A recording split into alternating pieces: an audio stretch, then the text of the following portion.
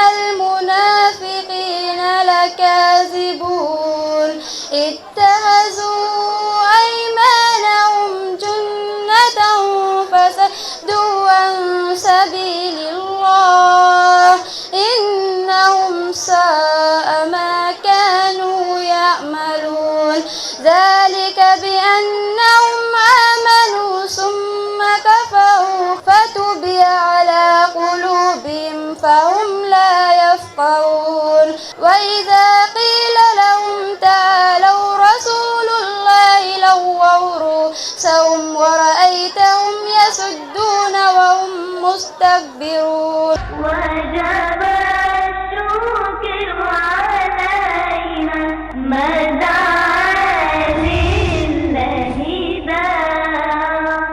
De retour donc sur ce plateau spécial de Vitrine de l'Islam, nous sommes aujourd'hui, l'école Ali Imran nous accueille aujourd'hui dans le cadre de cette émission consacrée à la femme. Nous allons présenter une émission dédiée exclusivement aux activités de la femme musulmane. Est-ce que la femme musulmane a accès au travail?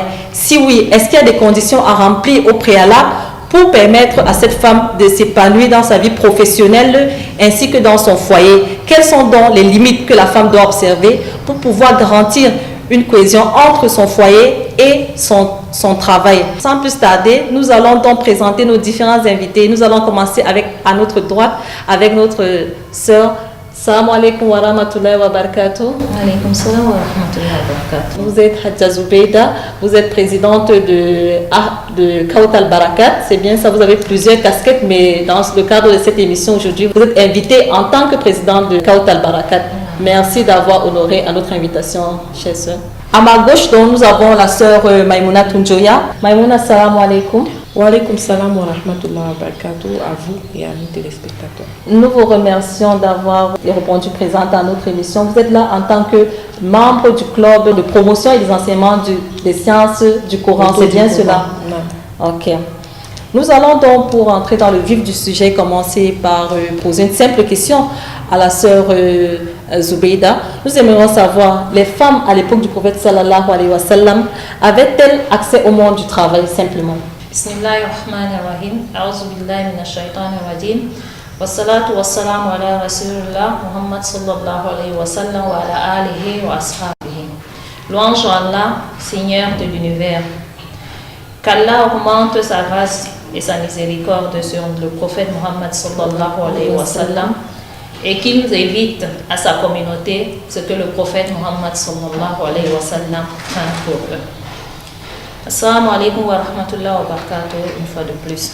Avant de répondre à cette question, sœur Naïma, je dirais qu'il faudrait d'abord cadrer le travail de la femme même, avant même la période islamique. Okay. Alors nous savons tous qu'au temps de la Jahiliya, la femme en général n'avait aucun droit. La femme était un objet, la femme était chosifiée en quelque sorte. Depuis la venue de l'islam, la femme a droit à la parole, droit au vote, droit au travail et tous les droits qu'on peut lui accorder. C'est pas comme dans le passé, la femme n'avait pas droit à la parole. Alors, ce décor dont posé, nous savons qu'avec l'islam, la femme a une place de qualité. C'est parce qu'on a toujours su, la femme ne parle pas, elle se cache derrière les rideaux, mais non. Donc, pour justifier cela, nous allons dire qu'à l'époque du prophète Mohammed sallallahu alayhi wa sallam, il y a eu bel et bien des femmes qui ont travaillé. Les femmes travaillaient pour preuve. La première épouse du prophète Mohammed sallallahu alayhi wa sallam, la mère des croyants, Khadija radiallahu anha, était une commerçante. Avant d'épouser notre bien-aimé prophète, elle faisait du commerce. Quand elle a épousé le prophète bien-aimé, elle n'a jamais abandonné son travail. C'était une commerçante.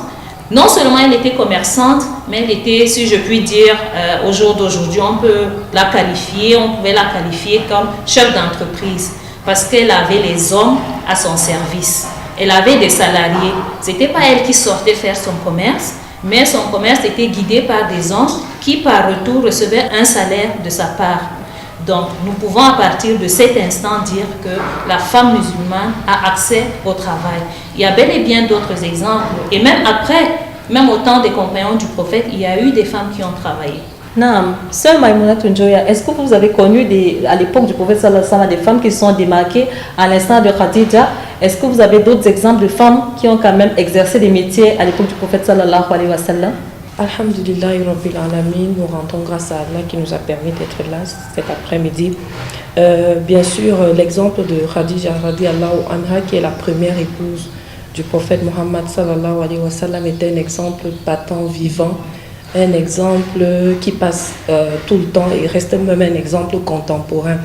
Mais à côté d'elle, on a eu d'autres femmes. On a eu d'autres femmes comme Salama.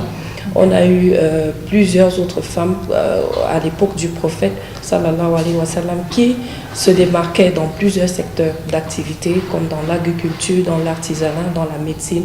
Elles se retrouvaient dans des domaines aussi variés que divers. Et évidemment, lorsque le prophète se retrouvait à recevoir ou alors à accueillir l'ange Djibril pour la révélation, par exemple, il avait le soutien des femmes. Comme pour dire qu'au-delà de l'aspect purement professionnel, la femme se retrouvait à être celle-là qui donne des conseils, de très bons conseils, et une accompagnatrice dans la vie quotidienne des hommes. D'après les récits, il y a des femmes pendant les batailles qui soignaient même des blessés de guerre et des malades. Donc, la femme, à l'époque du prophète sallallahu alayhi wa sallam, a exercé la médecine en quelque sorte. C'est bien ça. C'est pour cela que j'ai parlé de médecine plus haut. Donc, comme pour dire qu'elle était à l'avant-garde de certaines choses, de certains événements. Et donc, pour dire que, comme la sœur l'a dit tout à l'heure, la femme n'est plus celle-là qui était mise en retraite. Elle n'est plus celle-là qui ne devait pas prendre la parole ou qui ne devait pas faire valoir ses compétences, mais c'est celle-là qui, on sait, est capable de mener de très bonnes actions dans la société. Hadja Zubeida, j'aimerais donc qu'on chute un peu. D'après vous, quelle est donc la réalité du travail de la femme aujourd'hui? Alhamdulillah, si nous faisons l'état des lieux du travail de la femme musulmane dans nos sociétés, nous voyons que ça a beaucoup progressé. Nous sommes sortis du temps de l'ignorance et l'islam est apparu au grand jour. Les femmes musulmanes compétentes arrivent à accéder au travail. Nous avons beaucoup d'exemples des femmes musulmanes qui exercent le travail sans aucun souci. Et à noter que le travail, ce n'est pas seulement celle-là qui sort, qui va marcher dehors, qui travaille, mais il y en a qui, étant même à la maison, elles travaillent. Je pense que de nos jours, le problème ne se pose pratiquement pas du travail de la femme musulmane, parce qu'il y en a beaucoup qui ont accès au travail. Et celles qui n'ont pas eu la chance de travailler, je pense que ce n'est pas faute d'avoir accès à ce droit-là, mais c'est peut-être faute de trouver un employeur ou alors de compétences. Vous l'avez si bien dit, aujourd'hui nous trouverons des femmes qui se démarquent même dans la société, dans le monde qui sont même en avant du travail par rapport aux hommes. Mais Sœur Maïmouna, j'aimerais quand même savoir, est-ce que c'est facile donc de concilier dans la vie professionnelle et sa vie au foyer de la femme? Est-ce que c'est facile de concilier les deux? Tout est facile en fait. Et c'est vrai que tout est compliqué, mais dans le même temps, tout est facile. Avant de répondre à cette question, j'aimerais bien évidemment, si vous le permettez, revenir sur le fait que on a deux types de travail en fait. On a le travail invisible et le travail visible, c'est-à-dire celui que la femme va exercer hors de sa maison. Maintenant, le travail invisible, c'est le premier travail de la femme, c'est-à-dire prendre soin de son ménage. On sait que lorsqu'on parle de la femme, lorsqu'on évoque la femme, la première chose qui vient, c'est son ménage, c'est son foyer, c'est sa maison. C'est le premier rôle de la femme. Et lorsqu'une fille naît, elle est éduquée dans ce sens-là. Elle est amenée à comprendre qu'à un certain moment de sa vie, elle va fonder une famille et c'est comme cela. Et ce travail n'est pas négligeable. Dans certains pays, par exemple comme l'Allemagne, on se rend compte qu'il y a même des femmes qui, après avoir exercé des travaux dans leur propre maison, sont rémunérées. Et pour la femme musulmane, elle va attendre cette rémunération de la part du Très-Haut. Comme pour dire que lorsque la femme musulmane va exercer son travail hors de sa maison, elle devrait en premier prendre en considération son travail à la maison. Il ne faudrait pas que son travail hors de la maison influe ou alors ait un impact négatif sur son premier rôle qui est le rôle de mère et de femme au foyer. C'est déjà ce qu'il faut savoir. Est-ce qu'on peut concilier les deux? Oui, c'est possible. C'est possible si, premièrement, on a un conjoint qui est très compréhensible. C'est d'abord ça. Parce que lorsqu'on va se buter à des problèmes, à des soucis, c'est généralement parce qu'on a un mari qui ne nous fait pas confiance et qui ne nous accepte pas tels que nous sommes. Et c'est pour cela que des fois, nous voyons des hommes musulmans, malheureusement, qui ne veulent pas que leurs femmes travaillent. Et lorsqu'on va leur poser la question, pourquoi est-ce que vous n'aimeriez pas que votre femme travaille? Ils vous diront, ils prendront le verset qu'on retrouvera dans la sourate Al-Ahzab, la sourate 33, le verset 33 d'ailleurs, où Allah dit وَقَرْنَ فِي بُيُوتِكُنَّ وَلَا تَبَرَّجْنَ تَبَرُّجَ الْجَاهِلِيَّةِ الْأُولَى, où Allah dit restez dans vos foyers et ne vous exhibez pas à la manière des femmes d'avant l'islam. Et donc les hommes vont se baser sur cela, ils vont se dire il faudrait que la femme reste absolument à la maison. Pourtant, ce travail hors de la maison est tout aussi important que le travail dans la maison. Donc, nous rappelons aux téléspectateurs que ce sont des invités avertis, ce sont des femmes au foyer et des femmes qui travaillent également. Donc, je vais voir la sœur Zubeida. Comment est-ce que la femme arrive donc à remplir son devoir professionnel sans que cela n'ait fait dans sa vie familiale? Alhamdulillah. La sœur Maïmouna l'a si bien dit. Le premier poste de la femme musulmane, son premier travail, c'est de s'occuper de sa famille, des affaires de son mari et l'éducation de ses enfants. Là, c'est son premier rôle. Maintenant, il peut arriver qu'il y ait besoin d'aller chercher un travail contre rémunération. Cela suppose que cette femme-là sorte de sa maison pour se rendre vers son lieu de service. Alors, la question se pose, comment doit-elle faire pour ne pas avoir des difficultés dans son foyer, ou certainement avec son conjoint, parce que quand on dit dans son foyer, c'est avec son conjoint. Ouais. Alors, nous avons la réponse dans les versets coraniques. La sœur Mamouna vient de nous lire le verset 33 de la sourate 33, où Allah subhanahu wa ta'ala a indiqué, a demandé aux femmes de rester chez elles, de ne pas s'exhiber comme les femmes d'avant, les femmes de la Jahiliya. Il est bien vrai que ce verset s'adressait aux femmes du prophète sallallahu alayhi wa sallam. Mais en tant que femmes musulmanes, les femmes du prophète sont notre exemple et nous devons suivre leur pas. Donc ce verset s'applique également à nous. Alors pourquoi ce verset? C'est tout simplement pour garder la dignité de la femme. J'évoque ce verset pour dire que en respectant cela, en marchant sous la dignité, la femme n'aura aucun problème à concilier la vie professionnelle et sa vie familiale. Ceci dit, pour se rendre au travail, il y a certaines conditions, certaines mesures que cette femme-là doit prendre. Par exemple, elle ne doit pas sortir dépravée en s'exhibant, c'est-à-dire les cheveux dehors, la tenue moulante. Non, elle doit s'habiller normalement une femme musulmane. Une fois maintenant dans son lieu de service, elle doit continuer à rester digne dans sa tenue vestimentaire, à rester digne dans son comportement avec ses collègues, parce que nous savons qu'en islam, la mixité est pratiquement interdite. Mais il y a encore certaines conditions où on peut admettre la mixité. Si dans son lieu de service, elle est dans un bureau avec 10 hommes et il y a d'autres femmes, il n'y a aucun problème. S'il y a des limites, il n'y a aucun problème.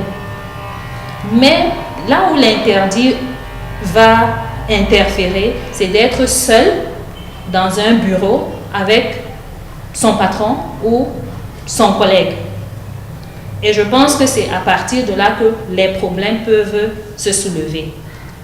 Maintenant, en allant travailler également, qu'elle ne délaisse pas le travail de la maison, qu'elle ne délaisse pas les affaires de son époux, qu'elle ne délaisse pas l'encadrement de ses enfants. Ceci revient à dire qu'elle ne délaisse pas son activité principale, primordiale, qui est son travail à la maison.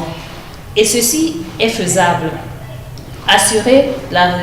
Continuer à assumer ses responsabilités familiales et exercer le travail à l'extérieur. Il suffit tout simplement de suivre la ligne qui nous a été tracée par l'islam. Et maintenant, si cette femme-là, elle a le choix, nous avons certaines activités où elle sera plus à l'aise, elle n'aura pas à affronter certaines difficultés. Nous avons vu tout à l'heure qu'il y avait la médecine, par exemple, il y avait l'enseignement, qui sont des activités à la limite même de noblesse, qui sont des activités d'une très grande valeur. La médecine, l'enseignement, je ne dis pas que d'autres activités sont des moindres, mais je dis s'il arrivait à choisir, elle choisirait ces activités-là, et je pense que tout devrait normalement aller sans aucune difficulté. Tout à l'heure, la sœur Maïmouna a évoqué un problème. Ça veut dire qu'il y a des femmes qui sont quand même butées au quotidien à certains problèmes. Elle a parlé du mari qui ne sont parfois pas compréhensifs.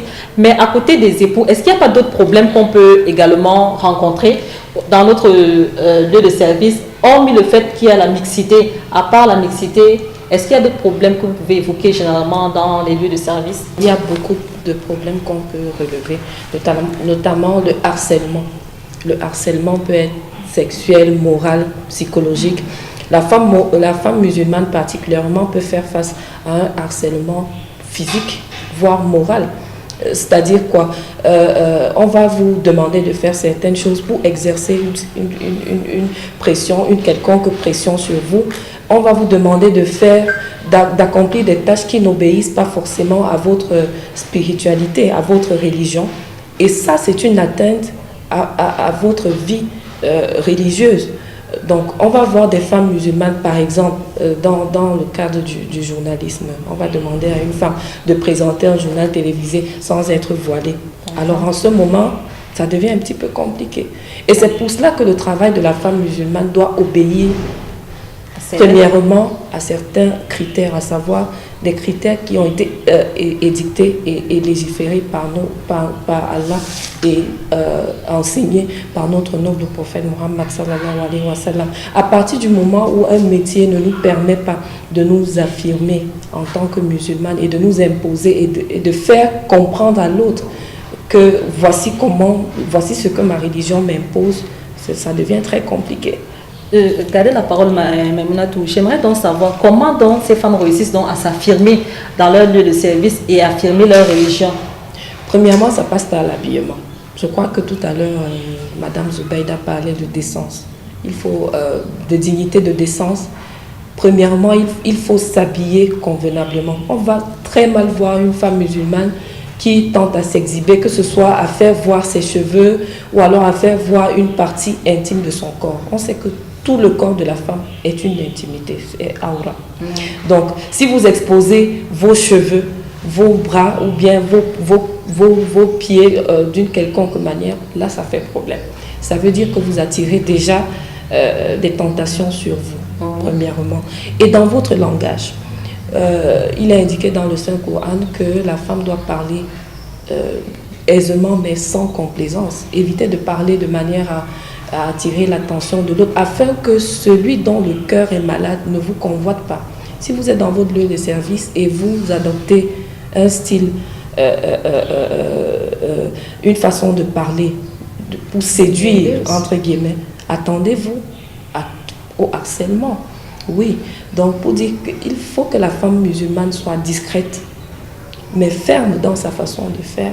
Parce que le prophète sallallahu alayhi wa sallam a voulu dans cette communauté des femmes fortes, mais des femmes qui sont capables de s'imposer tant dans leur vie spirituelle que dans leur vie quotidienne avec les autres et dans leur foyer.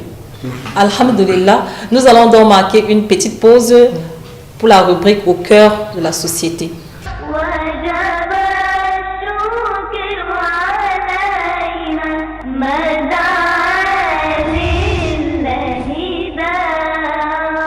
Fidèle à sa tradition, la Cameroun Muslim Student Union branche du littoral a organisé les cours de mise à niveau édition 2018.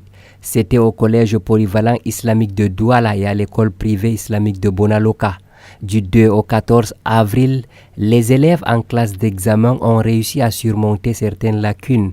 Après 2 semaines de cours, la cérémonie de clôture s'est tenue le 14 avril au collège polyvalent islamique de Douala. La séance d'orientation scolaire et la conférence sur le thème « Quelle jeunesse pour un avenir meilleur » étaient au menu. Parvenu donc à la fin de ces cours qui ont débuté depuis le 2 avril 2018, nous sommes vraiment satisfaits de la manière dont se sont déroulés ces cours-là. On peut dire que la tradition a été respectée parce que les cours de mise à niveau n'est pas une activité qui est organisée hier ou avant-hier, mais c'est quelque chose qui s'organise depuis déjà une décennie. Je vais juste vous rappeler que les cours de mise à niveau font partie des activités phares de la CAMSO. Durant cette période, nous avons tenu les élèves des classes d'examen, à savoir ceux qui préparent les BEPC, le probatoire et le baccalauréat, toutes séries confondues.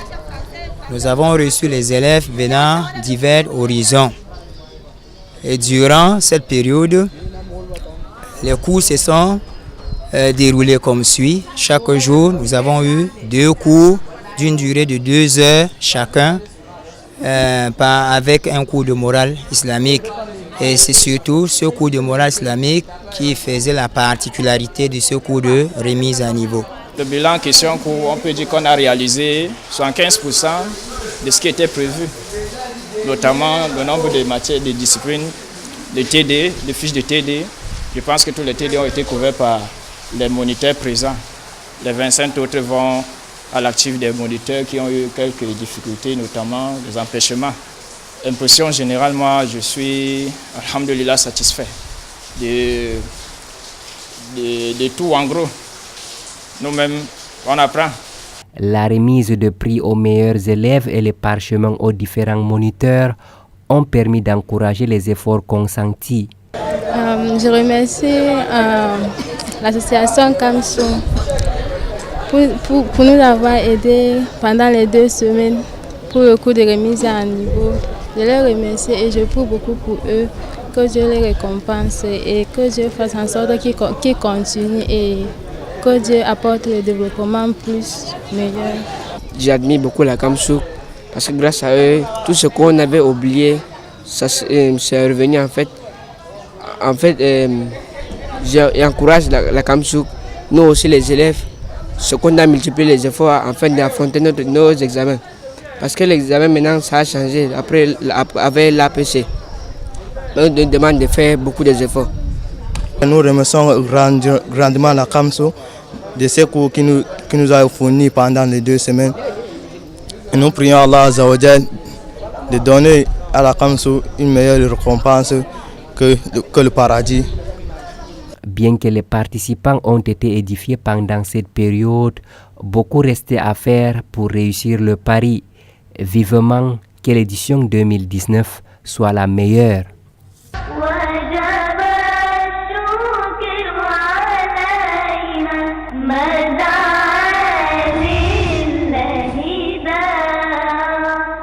Alhamdulillah. De retour donc sur ce plateau de vitrine de l'islam, nous rappelons que nous sommes à l'école Ali Imran de Ngousso à Yaoundé avec des invités à ma droite bien sûr Madame Zubeida qui est chef d'entreprise à Yaoundé, et également la sœur Maïmouna Tunjoya, qui est journaliste de profession. Tout à l'heure, vous avez évoqué le fait que la femme ne devait pas embellir sa voix, c'était pas pudique pour une femme d'embellir sa voix. Cela pose quand même un problème de choix de métier. Est-ce que tous les métiers, la femme peut exercer dans tous les secteurs d'activité, ou bien tous les métiers? Est-ce qu'il y a des métiers quand même qu'on peut conseiller à la femme musulmane et d'autres qu'on peut dire qu'ici quand même il y a danger, il y a l'alarme qui peut se déclencher, Madame Zubeida? Alhamdulillah, sœur Naïma. Nous avons dès le départ dit que l'accès au travail pour la femme musulmane pose des conditions. Oui. Ceci dit, c'est pas à tout travail qu'elle peut y accéder. Okay. La première chose, c'est que le travail qu'elle doit exercer, il faudrait que ça soit un travail licite. Ça, c'est d'abord une première condition. Deuxième chose, il y a des travaux qui sont exclusivement destinés aux hommes. Et donc, la femme ne peut pas se prétendre pour aller exercer ce travail-là. Je peux prendre un exemple. Nous sommes au Cameroun, chez nous, nous ne connaissons pas encore la différence. C'est pas...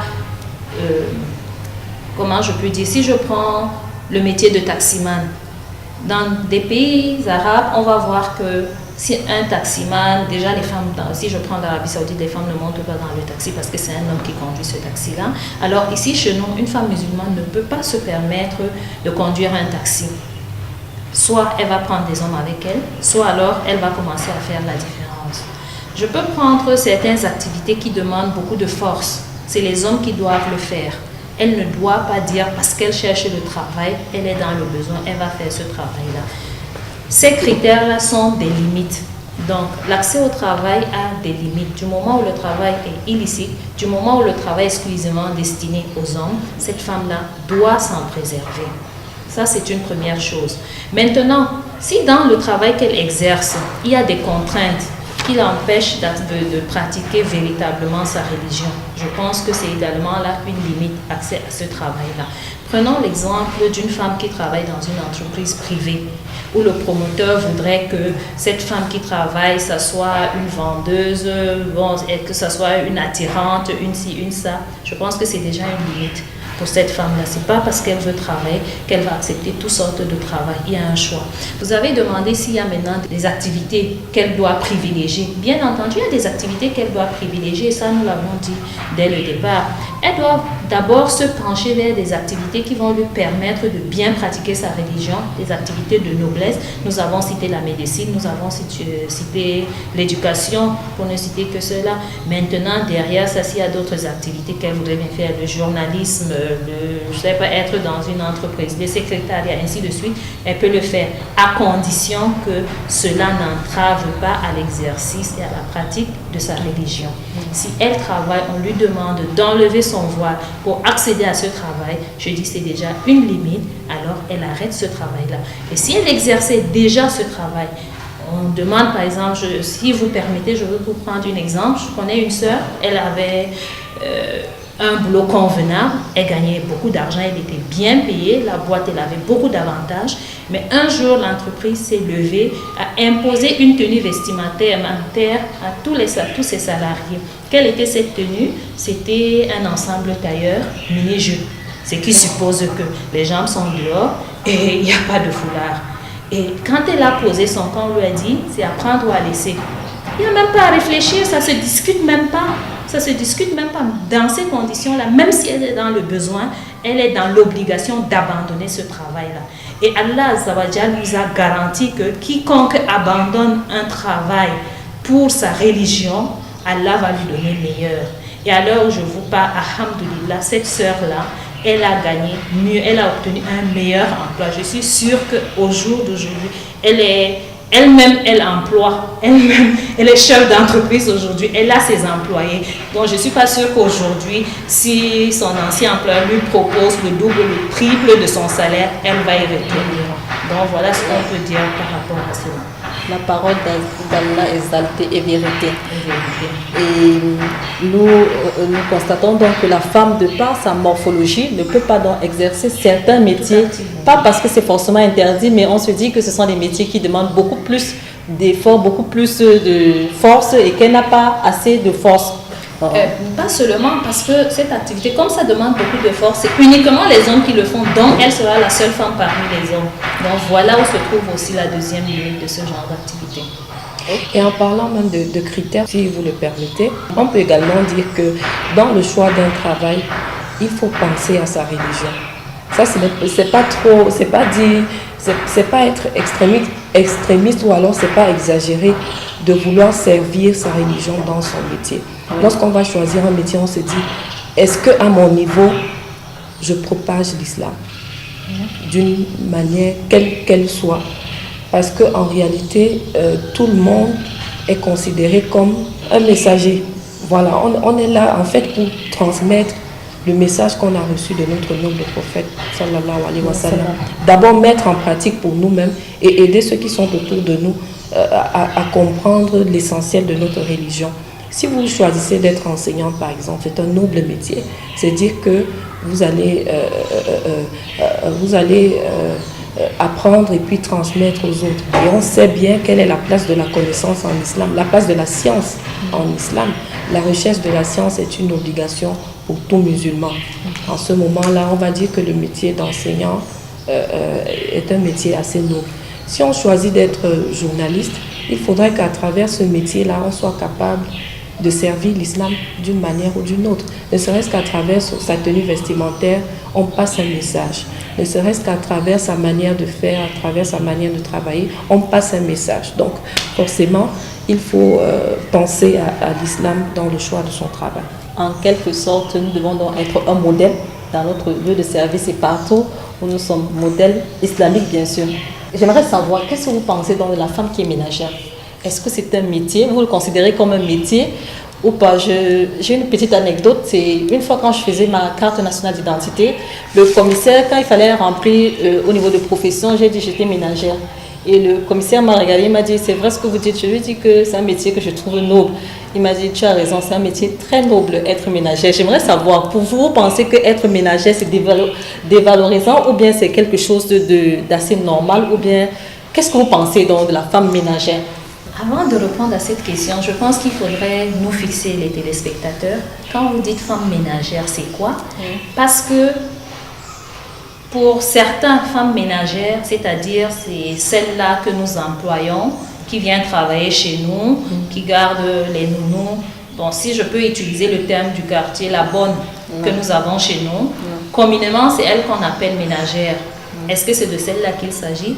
Ou alors de cette mère qui est dans son foyer, qui va à les activités quotidiennes dans son domicile. Et il me semble que vous êtes en train de parler du second cas. Oui, c'est le second cas. Celle-là qui n'a pas d'emploi, je dis qui n'a pas d'emploi entre guillemets, qui n'a pas d'emploi hors de la maison rémunérée, c'est-à-dire qui n'a pas un contrat de travail, mais dans sa maison qui exerce une activité. Moi, je pense que c'est la plus belle activité qu'une femme puisse exercer. C'est la plus belle activité, c'est le plus beau travail que Dieu nous ait donné.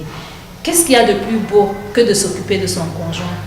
Qu'est-ce qu'il y a de plus meilleur que d'encadrer sa progéniture et celle des autres, de donner une bonne éducation à ses enfants?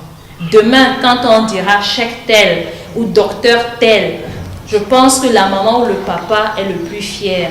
Ils sont les premiers à dire que c'est mon fils, c'est ma fille. Donc, être ménagère n'a rien de dévalorisant.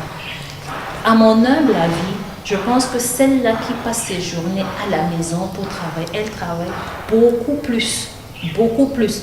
Et si Allah nous a donné un mari et des enfants, et que Allah a donné une subsistance suffisante à notre époux, et que notre époux, à son tour, nous met à l'aise, nous met à l'abri du besoin, à mon humble avis, la femme musulmane n'a pas besoin de sortir, aller trouver un autre travail, parce qu'elle en a déjà un dans son foyer, où elle a la liberté d'exercer comme elle veut et de bien le faire et de multiplier les hasanats qu'elle va recevoir auprès de son Seigneur.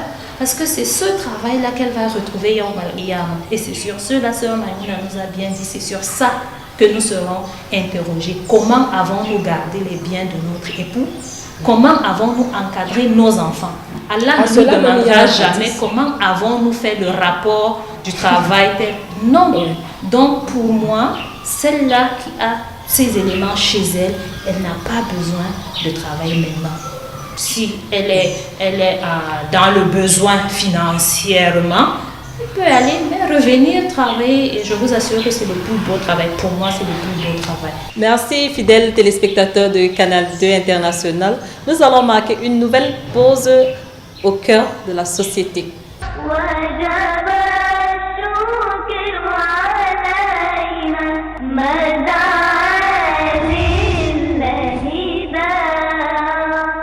Deux heures et 30 minutes d'horloge ont suffi à l'association pour l'éducation et le développement Al-Bayan en partenariat avec l'association Al-Hikma pour la présentation du kit linceul islamique.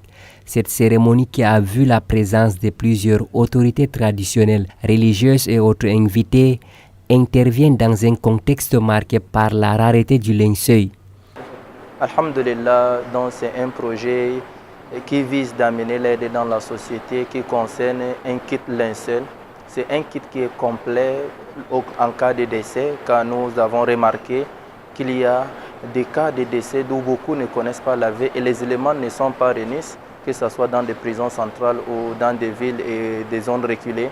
Voilà pourquoi on a réfléchi de créer cet projet, le fait d'avoir un kit complet qui concerne le linceul, le savon, le cafour, le siwak, le l'encens, les cotons, le cache-nez, les gants, qui est tout complet pour le lavage et pour l'habillement.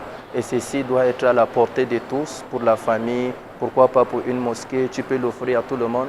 Donc c'est un besoin naturel et social dont la société en a besoin. Voilà pourquoi nous avions répondu par la grâce d'Allah tabaraka wa ta'ala.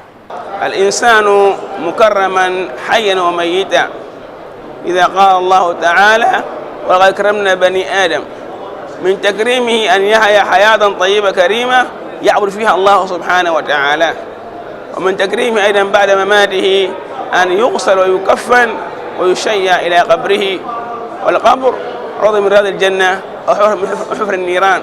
نسأل الله سبحانه وتعالى أن يجعل لنا النهاية نهاية سعيدة.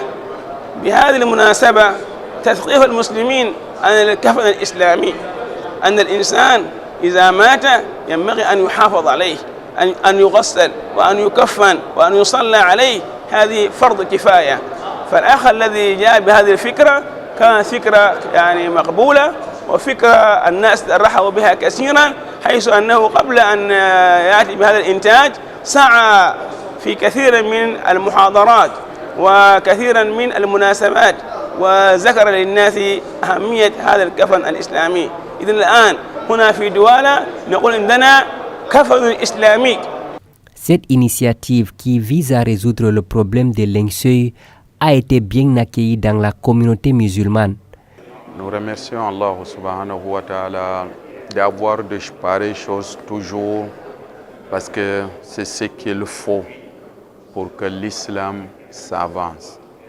Et ça, c'est un grand enseignement et c'est un grand sacrifice que les gens sont en train de faire pour qu'à tout prix, les gens comprennent exactement la religion. Ce n'est pas seulement l'important de la cérémonie, non, c'est un grand enseignement de manière que ce n'est pas tous les musulmans qui connaissent cet enseignement. Bon, et notre aujourd'hui, seule voie, parce que ce n'est pas tout le monde qui va venir à l'école, s'asseoir, mais à pareille situation, des occasions, la personne peut apprendre beaucoup de choses à travers ça. Donc, moi, je suis très content de voir qu'on est en train d'organiser des choses comme ça là. Mes impressions sont très très chaleureuses. C'est que l'islam avance, l'islam n'est plus au ralenti, la connaissance de l'islam est en train d'être vulgarisée, surtout que les cérémonies funéraires, je veux dire le lavage, l'ensevelissement, apparaissaient pour le commun du musulman comme un mystère.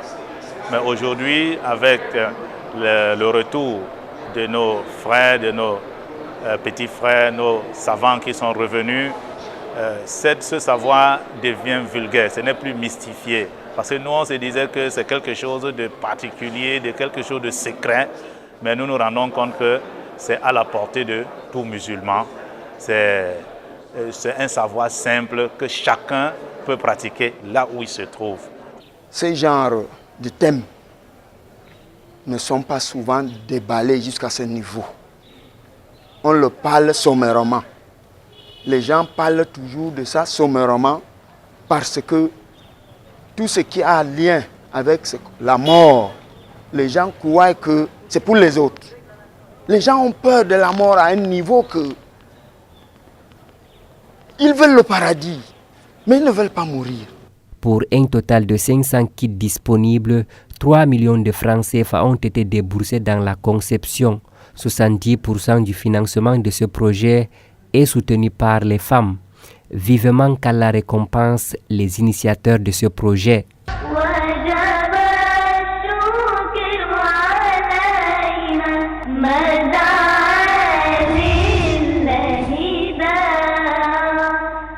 Alhamdulillah, de retour sur le plateau de vitrine de l'islam de ce jour, nous nous acheminons que vers la fin de l'émission.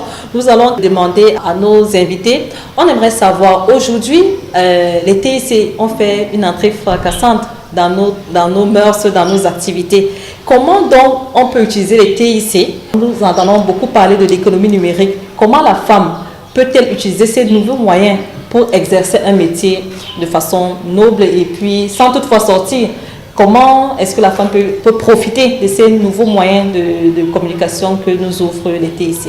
Les technologies de l'information et de la communication sont très importantes. L'économie numérique est très importante pour notre pays et pour les uns et les autres. Mais maintenant, quelle utilisation est-ce qu'on en fait est une question très importante. On sait qu'aujourd'hui, les grandes entreprises, dans les grandes entreprises, au sein même de certaines entreprises, on a recours aux réseaux sociaux tels que WhatsApp, on communique à travers ces réseaux sociaux. Et celles qui sont, si on parle des femmes qui sont peut-être à la maison, à travers ces réseaux sociaux, elles arrivent à faire vendre leurs marchandises. Par exemple, une femme qui vend des chaussures, des sacs à main, des foulards, etc. C'est à travers ces réseaux sociaux qu'elle peut se faire connaître davantage. Donc, à tout point de vue, c'est un moyen très très important. Ok, donc vous parlez là du e-marketing, c'est bien ça? Oui. Okay. E-commerce. E-commerce, c'est tout ce qui est commerce électronique. Sœur Soubeda, j'aimerais quand même savoir, est-ce que la femme qui travaille contribue réellement à alléger les charges financières dans la famille? Alhamdulillah. Sœur Naïma, la question que vous me posez vraiment, je pense que ça varie d'une femme à une autre. Toutes les femmes n'ont pas la même mentalité. Nous allons trouver une femme, mais le principe voudrait que quand cette femme-là travaille, qu'elle puisse alléger les charges de la famille. Je pense que c'est peut-être aussi l'un des objectifs, bien qu'elle n'a pas l'obligation de rapporter une contribution dans le foyer. Mais à l'heure où nous vivons, avec la crise économique, avec les difficultés, avec les charges qui se multiplient, je pense qu'elle peut, avec son petit salaire ou le gros salaire qu'elle peut avoir, contribuer de temps en temps. Bon, pour ma part, une femme qui travaille, quel que soit lambda, je pense qu'elle va contribuer aux charges, qu'elle le veut ou pas. Même si elle sert son porte-monnaie de manière inconsciente, elle va servir à son foyer. Prenons l'exemple, quand elle travaille, elle a son salaire dans son porte-monnaie, elle a la ration, l'argent de la ration que le conjoint a donné, c'est dans son porte-monnaie. Cet argent-là va finir sans le savoir, elle va rentrer dans ses fonds. Ça, c'est une chose. Deuxième chose, celle qui travaille, elle ne va pas attendre que son mari lui donne l'argent pour aller faire un cadeau à la sœur ou à la copine qui va se marier ou qui va faire le baptême. Avant que le mari ne donne, elle va sortir. Je pense que ça a allégé son mari de ce côté-là. Un cube magie fini dans la cuisine. Elle ne va pas attendre le retour du mari ou un Orange Money du mari pour retirer et aller acheter le paquet de cubes magie. Elle va prendre dans son portefeuille, elle va payer le cube magie. L'enfant n'a pas de chaussures. C'est autant de choses. Les petites dépenses, là, sans le savoir de manière inconsciente. Le carburant finit dans la voiture. Si elle en a une, elle va carburer son véhicule. Donc, cela contribue à diminuer les charges sur son époux parce que c'est l'époux qui a la principale responsabilité de subvenir aux besoins de famille. Nous espérons que les frères ont bien compris cette partie, que la femme peut, mais elle n'est pas obligée de subvenir aux besoins familiaux.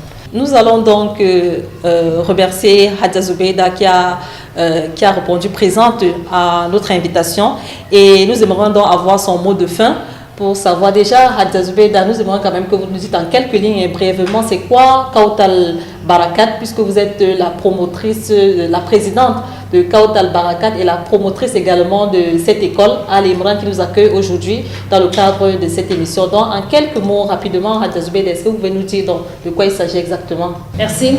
L'association Kautal Barakat, c'est une association humanitaire qui œuvre depuis 2013 dans la promotion des valeurs islamiques. Dans nos activités, nous avons l'encadrement des femmes et des enfants, entre autres l'encadrement des femmes et des enfants dans le domaine de l'éducation, et pour la femme, l'encadrement des activités rémunératrices. C'est donc dans cette action, c'est sur cette ligne-là que nous nous sommes appuyés pour créer la Madrasa Al Imran qui nous accueille aujourd'hui.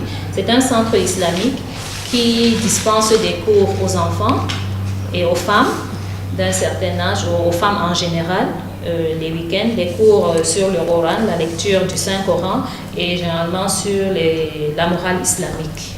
Est-ce que vous avez des activités prévues pour le mois de Ramadan qui approche à grands pas? Exactement. En prélude à ce mois?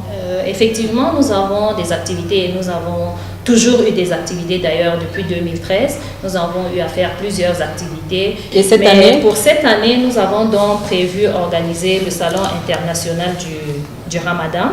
Le Salon international du Ramadan, c'est une forme de foire qui va permettre aux uns et aux autres, aux familles des communautés musulmanes et aux autres, de venir se procurer des denrées alimentaires et vestimentaires. Alimentaires pour faire face au mois de Ramadan et vestimentaires pour se préparer pour la fête de fin de Ramadan. Et permettre notamment aux vendeurs, aux distributeurs, aux tailleurs et tous ces commerçants-là d'écouler leurs marchandises sur une place unique en une période unique. Mais à part la foire, est-ce qu'il n'y a pas des conférences qui sont prévues également? Effectivement, pendant le salon du Ramadan, il y a des conférences, de multiples conférences, dont le plateau est ouvert d'ailleurs à toutes les associations désireuses de vouloir faire des conférences en rapport avec le mois de Ramadan. Donc à cette place-là, nous avons à côté également des activités ludo-éducatives pour des enfants, mais dans l'éducation de la morale islamique. Pouvez-vous donner la date à nos téléspectateurs, la date exacte de l'événement? Le salon du Ramadan va se dérouler du 3 au 7 mai, Inch'Allah. Donc, à moins 2018. 2018. Ok. La sœur Maïmouna Toundjoya, nous vous remercions aussi d'avoir participé à cette émission. Nous aimerions aussi avoir votre mot de fin. Nous savons que vous êtes membre aussi d'une association islamique, le club ITCAN. Parlez-nous un peu du club ITCAN également. Merci de nous donner cette opportunité. Le club ITCAN, c'est le club pour la promotion des enseignements autour du noble Coran.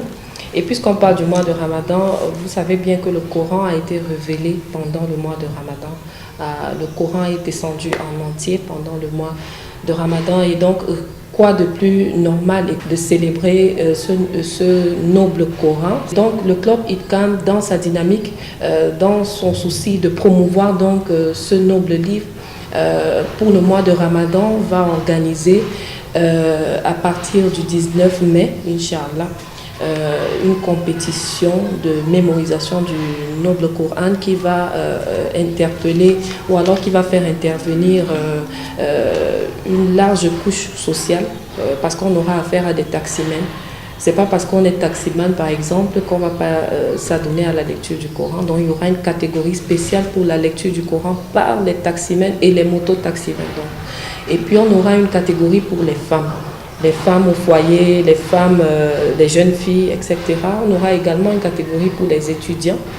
Donc ce sera un concours qui se veut inclusif, mais qui sera davantage, qui aura pour but principal de promouvoir la lecture et la mémorisation du Saint-Coran.